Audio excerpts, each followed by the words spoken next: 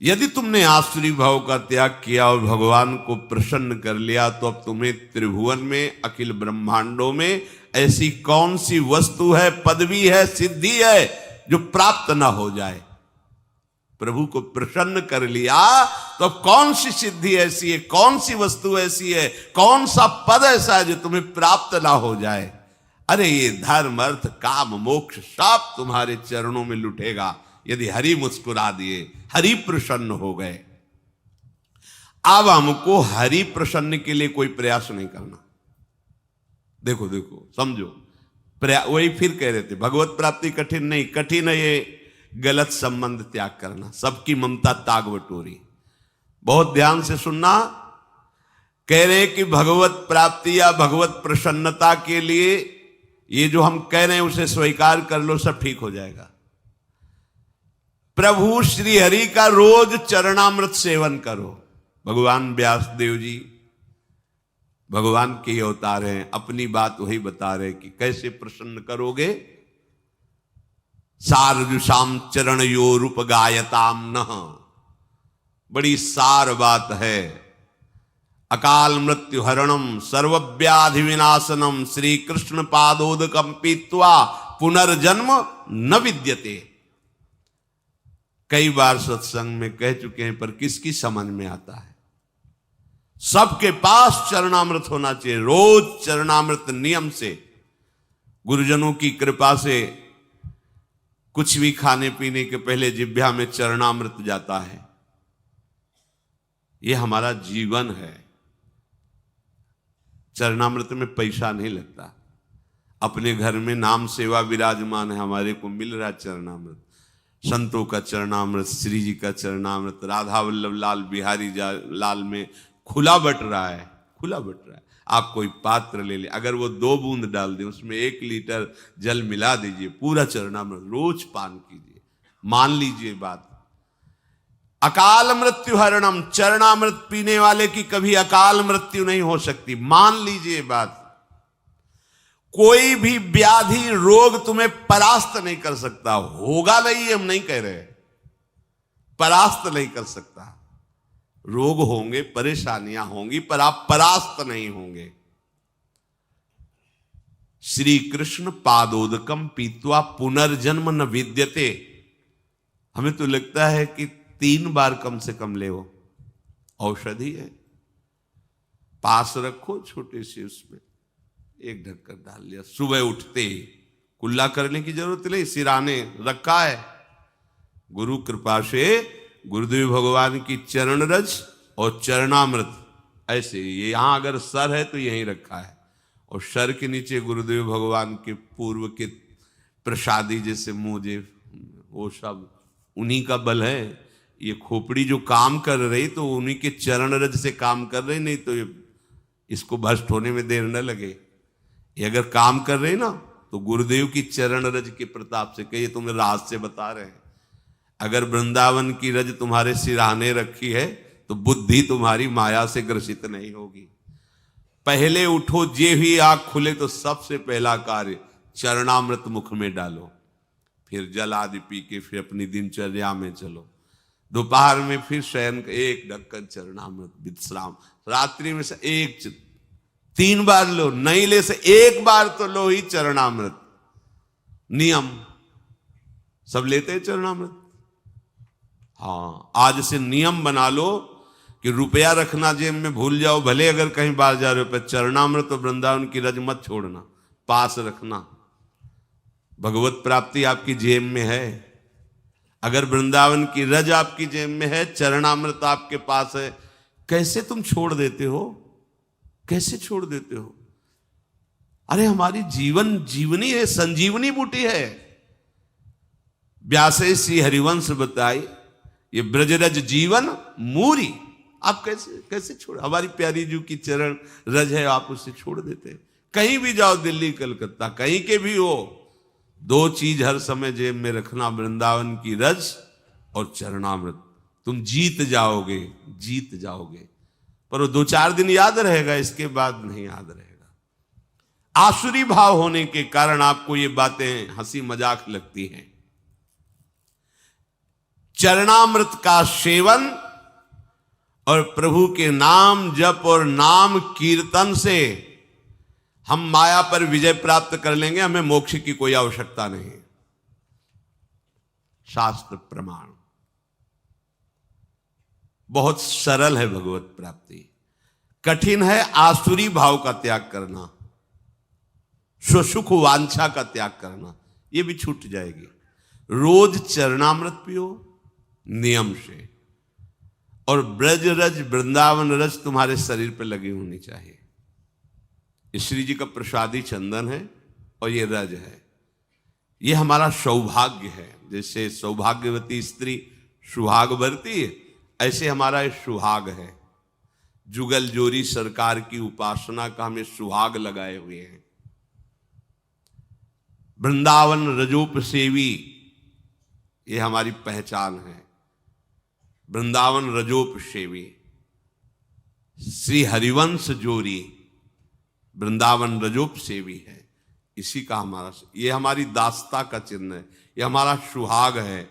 और ये लगा है ना, तो इसमें जितना अंदर लिखा है ना वो लिखा ही रहेगा, उसको कोई फर्क नहीं पड़ेगा। इसका प्रभाव पड़ेगा। तुम्हारे भाग्य में जो लिखा है ना वो सब रद्दी हो जाएगा। लेकिन यहां रद्दी भाग्य को नहीं करना चाहते। कहा करना चाहते हैं? बोले रज लगा के जाते हैं तो लोग हंसते हैं। अरे भैया तुम्हारे भाग्य बदलने के लिए लगा है। बोले हमें नहीं बदलना है भाग्य, इसी दुख में रहना है। रज नहीं लगानी, रज छू गई तो रजोगुण नष्ट हो जाएगा, फिर जिएंगे कैसे?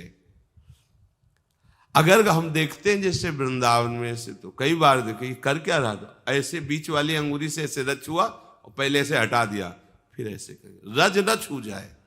कैसे कैसे मंगल होगा?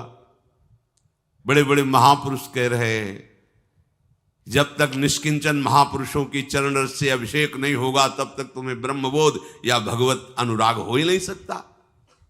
निष्किंचना नाम न वृणीत यावत। चरणामृत का रोज सेवन और रज रानी को पास में रखना और नाम जप करना, बस हो गया। उसी को तो भगवान कह रहे हैं अभ्यास योग युक्तेन। अब नाम जप पर ध्यान देते हैं। चरणामृत तो बाहर से हम ले लिए, पर नाम का विषय स्वीकृति से अंदर से होना चाहिए। नाम कठिन तब तक लगता है जब तक हमें लोभ जागृत नहीं होता, भगवत प्रेम का, भगवत प्राप्ति का, आनंद का, दिव्यता का। अभी तो हम बहुत पार्थिव विषयों में लगे हैं। कहा हो तुम भाई, कहा हो? कैसे तुम्हें नाम में प्रीति होगी, कैसे धाम में प्रीति होगी, कैसे भगवत प्राप्ति होगी? क्या चाहते हो? यही समझ में नहीं आता कि तुम्हारी चाहत क्या है। अरे भाई, इस चाहत को मिटाने के लिए हम भगवत मार्ग में बढ़ रहे हैं। कोई चाह नहीं, जाहिन चाहिए कबहू कुछ तुम सन सहज सने।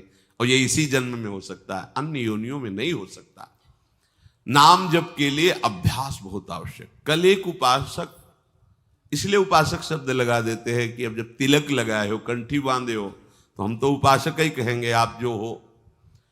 अरे 20 साल से भजन कर रहे हैं, हमें तो कुछ, फिर हमें गुस्सा लगती है हमारे ने, प्रभु की तुम उपासना का, भजन का अपमान मत कीजिए। 20 साल चलनी में गैया दुहे, दोष दैव को दे। कैसी कैसी तुम्हारी बुद्धि? काल ही कर्म ही ईश्वर ही मिथ्या दोष लगाए। 20 साल भजन।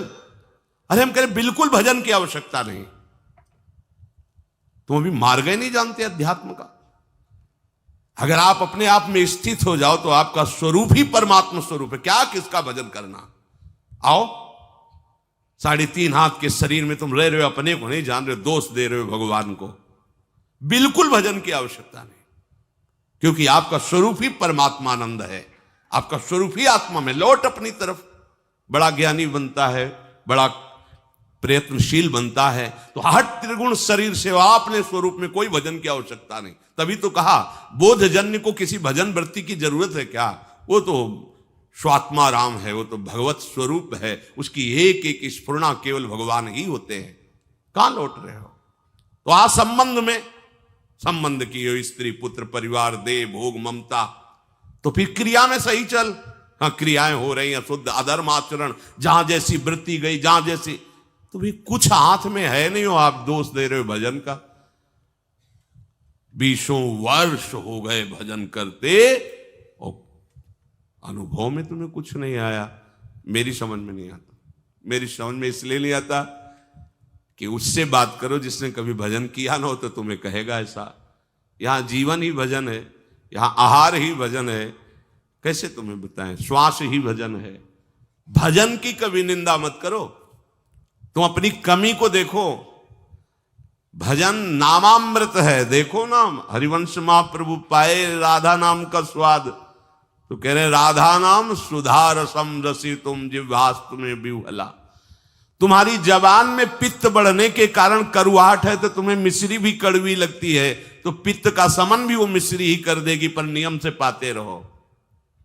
20 साल नाम जप, कैसी बात कर दी, 20 साल। अरे साल 2 साल भूत प्रेत के मंत्र जप कर लो तो सिद्ध हो जाओगे, वो भूत तुम्हारे पीछे टहलेगा। और पंचभूतों की रचना करने वाला ईश्वर 20 साल से तुम जप कर रहे हो, तुम्हारी समझ में नहीं आया, तुम्हें गुरु नहीं मिला, तुम्हें मार्ग नहीं मिला, तुम मनमानी आचरण करते हो, भगवत विरुद्ध आचरण करते हो, 2-4 माला घुमा लेते होगे तो समझते हो 20 साल से भजन कर रहे हैं। भजन को आप कलंकित मत कीजिए, भजन ऐसी वस्तु नहीं। भजन ऐसे फिर भी कहते तुम्हारा परम कल्याण होगा अगर 2-4 माला भी कर रहे हो, आज नहीं तो कल समझ में आ जाएगा। अभ्यास भजन का जो श्री भगवान कह रहे हैं, आप अपनी जिह्वा से तो नाम का जप कर रहे हो और इंद्रियों से अधर्माचरण कर रहे हो, कैसे तुम्हें अनुभव में आ जाएगा? कैसे अनुभव आ जाए? पूरे घड़े में एक छेद कहीं कर दो, वो कभी नहीं भरेगा, कभी नहीं भरेगा। अगर आप भजन का आनंद लेना चाहते हैं तो फिर वही बात आ गई, आसुरी भाव को छोड़िए, गंदी बात को छोड़िए। जो अधर्माचरण करते हुए भजन की सिद्धि प्राप्त करना चाहता है, या तो वो मूर्ख है और या तो माया के द्वारा ठगा गया। ऐसा नहीं है कि तुम पापाचरण करते रहो और भगवत अनुभूति हो जाए, नहीं है ऐसा। आसुरी भाव त्यागे बिना आप भगवदानंद की तरफ नहीं बढ़ सकते। देख लो, न करके देख लो। अपने लोग सोचते हैं पापाचरण करेंगे, नाम में बड़ी सामर्थ्य हो, पाप नष्ट कर देगा, है, पर तुम ये डबल पापाचरण कर रहे हो। एक तो मनमानी अधर्माचरण कर रहे हो, दूसरे ब्रह्मास्त्र का प्रयोग मच्छर मारने के लिए कर रहे हो। ये नामापराध भी तुम्हारे ऊपर लागू हो जाएगा। अरे जिससे छूटने के लिए हम कोशिश करें उसी को तुम पकड़े हुए हो, क्या है? अज्ञान वृत्ति है। अपने लोगों ने जानते हो कैसे अभ्यास किया है? 2 मंत्र का एक साथ, आपको हंसी लगेगी। अगर ऊपर मंत्र चल रहा है गुरु प्रदत्त, तो नीचे नाम चल रहा है दूसरा। ऐसे मन को बांधा गया है कि सेकंड के लिए भी विचलित ना हो पाए, सेकंड के लिए। जैसे यहां वृंदावन बलराम से पूछ ला, शाम के जाते थे जब कभी मिलने, तो घंटा घंटा 1.5 घंटा ऐसे खड़े रहते थे। हम पद्मासन लगाए बैठे, जब कभी आंख खुलती तो कुछ फल आदि रखे या जो कुछ मीठा, बाबा पा लेना है। बहुत कृपा पात्र श्री जी का है, जब कोई पूछने वाला नहीं था तब वो नियम पूर्वक कहीं ना कहीं से रात्रि में एक बार तो पवाने की कोशिश करता ही था। तुम्हारे पास सामर्थ्य है, एक मंत्र चल रहा है, पीछे नाम चल रहा है, नीचे नाम, मंत्र को देख रहे, नाम को सुन रहे, कहां भागने का मन को अवसर है। चीख मच जाती थी हृदय में, रो पड़ते थे चिल्ला के। अभ्यास कौन सा कर रहे हो तुम? नाम इधर चल रहा, विषय चिंतन उधर चल रहा, भोग क्रियाओं का सुख ले रहे हो, और ऐसे चल माला ऐसे घूम रहा है। कहां हो तुम? अंगुली में माला घुमाने से भगवत प्राप्ति नहीं होती। चिंतन तुम्हारा कहां चल रहा है? चिंतन कहां चल रहा है? जबान से व्यर्थ की बातें करते हो, झूठ बोलते हो, निंदा करते हो, प्रपंच करते हो, नाम सिद्ध हो जाएगा। नाम का आनंद तुम्हें, नाम दाता, नाम जापक, इनके अपराध कर रहे हो। नाम दाता की निंदा, नाम जापकों की निंदा, तुम्हें नाम सिद्ध हो जाएगा, नाम का लाभ प्राप्त हो जाएगा। कभी देखो करके ऐसा।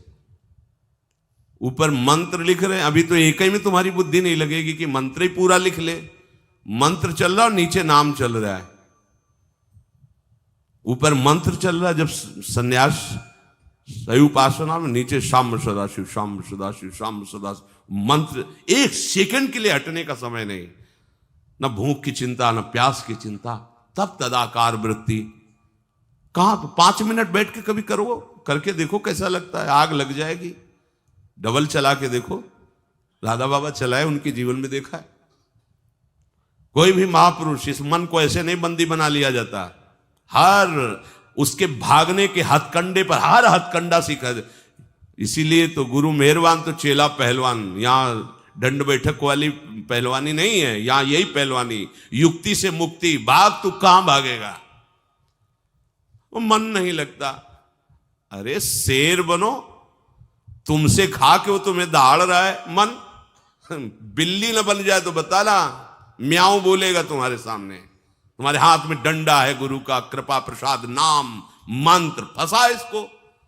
नाम जप में कोई श्रम नहीं है, बस लोभ जगना चाहिए, नाम का लोभ जग जाए। पूरी पूरी रात एक ही करवट में व्यतीत हो गई है, गूंज रहा है मंत्र। कभी उल्लुओं की आवाज या सिंहार की आवाज रात्रि में भले सुनाई दे, नहीं गंगा किनारे केवल मंत्र गूंज रहा है। अच्छा, आप लोगों को अभ्यास के लिए कोई श्रम नहीं करना। देखो सुबह से लगे हो सत्संग, इसके बाद फिर श्री जी का मंगला वन विहार, 9:30 बजे तक तो आपको फुर्सत ही नहीं। चेतसा नान्य गामिना, समझो भगवान के वचन को, तुम्हारा चित्त कहीं जाए ही ना, ऐसा अभ्यास करो। ऐसा होता है अभ्यास। स्नान करके शरीर की शुद्धि ही नहीं कि वस्त्र पहनना है, बाहर निकल करके वो आपने तो वस्त्र, अच्छा तो वस्त्र, ऐसा थोड़ी कि चित्त देह भाव में ही लगा हुआ है। क्रियाएं हो रही, उनकी शुद्धि नहीं है। नामाकार वृत्ति, भगवदाकार वृत्ति, ये किस जन्म में करोगे, कब करोगे, यही अवसर है। अरे जो गृहस्थ में फंसे हैं, प्रणाम है, थोड़ा नाम जप कर लेते, थोड़े धर्म कार्य कर लेते, कभी न कभी भगवान की कृपा से उनको अवसर मिलेगा कि वो छक के भजन कर पावे एकांत में। आप सबको तो अवसर मिल गया है, भजन का अवसर, इससे बड़ा कोई लाभ नहीं। अब आप चित्तवृत्ति को कैसे आप बर्बाद करते हैं, जब देखने को मिलता है तो लगता है कैसे बर्बाद करते हैं। ये समय यौवन अवस्था का एकमात्र भगवदाकार वृत्ति के लिए तुम्हारी नेत्रों की ज्योति चमकनी चाहिए और नासाग्र में दिखनी चाहिए। जब आपकी तरफ नेत्रों को देखे तो लगे हाँ एकाग्र दृष्टि, भगवदाकार दृष्टि है। जैसे उल्लू है ना, दिन में उसको कुछ नहीं दिखाई देता, रात्रि में उसके नेत्र चमकते हैं। ऐसे ही हमारी कुछ दृष्टि है। ज्ञान में हम अंधे हैं और अज्ञान अंधकार में खूब बढ़िया नेत्र काम करते। हाँ वो ऐसा, ये भोग सामग्री, ये अंधकार, अंधकार में उल्लू को बढ़िया दिखाई देता है, लेकिन दिन के प्रकाश में उसको कुछ नहीं दिखाई देता। तो भक्ति का प्रकाश और ज्ञान का प्रकाश हमारे नेत्रों में नहीं समझ में आ रहा, माया का अंधकार हमारे समझ में आ रहा, काम क्रोध लोभ मोह, तभी हमारे उल्लू बना रही माया हमें। नाम रूपी धन, प्रियालाल के रूप का ध्यान, प्रियालाल की सेवा, इससे वंचित किए हुए है। श्री हरि को जिसने आत्मसमर्पण कर दिया उसका सब कुछ सार्थक हो गया। स्वात्मार्पणम स्वसुहृदा परमस्य पुंसः, प्रभु को समर्पित हो जाना। आप लोग कहेंगे मैं प्रभु को समर्पित हूं, कल की चिंता तुम्हें क्यों है, भविष्य की चिंता तुम्हें क्यों है, वर्तमान की चिंता तुम्हें क्यों है, भूत के किए हुए कर्मों की चिंता तुम्हें क्यों है? क्योंकि तुम आत्मसमर्पण नहीं किए हो इसलिए है। अरे आत्मसमर्पण की वृत्ति में तो आकर देखो, नाच पड़ोगे अभी। इसीलिए कह रहे भगवत प्राप्ति में कुछ श्रम नहीं है, श्रम है इस ममता को बटोरने में, बस इसको समेटने में। एकदम भगवत प्राप्त अभी हो आप समझो आपको कुछ नहीं प्राप्त करना, कुछ नहीं प्राप्त करना। आपको समझ में मतलब वो नहीं आएगी बात जो हम कह रहे हैं। आपका स्वरूप ही भगवत स्वरूप है, आप किसी माटी से बने हुए नहीं है, आप भगवान से बने हुए हैं। ये भगवान से प्रकट हुआ है और वो केवल भगवान है। ये अंदर की बात तुम्हें कह रहे, शुद्ध शुद्ध बुद्ध बात है। ये भगवान से प्रकट हुआ है, भगवान से। ये जो पंचभूत है ना, ये भगवान से प्रकट हुए हैं और ये भगवान ही है, भगवान से प्रकट नहीं हुआ है। अंश जानते हो, अंश शब्द भुलावा है। भुलावा, भूलने वाला शब्द है अंश, अंश नहीं है।